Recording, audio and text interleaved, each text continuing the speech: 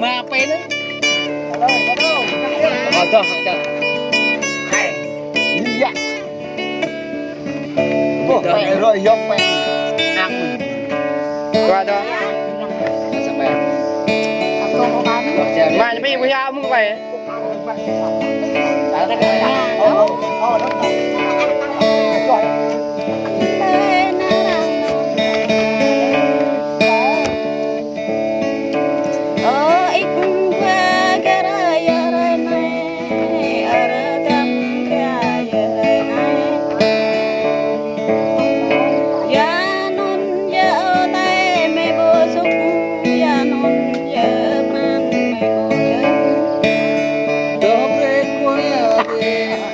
vài trăm nó quá vàng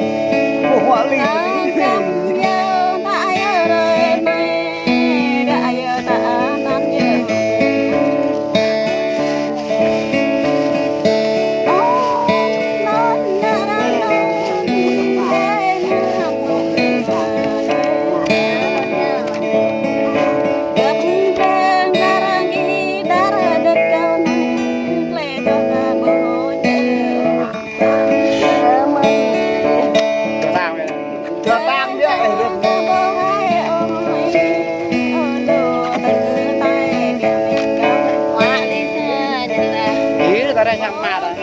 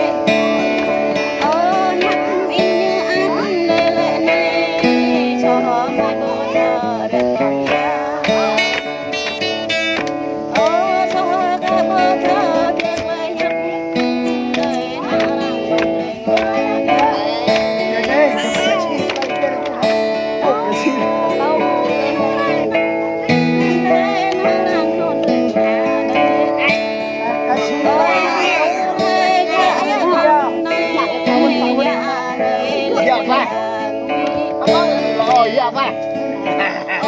Rất là linh dạ. Dạ dạ dạ. Vâng. Lô này là kia người ta này lên.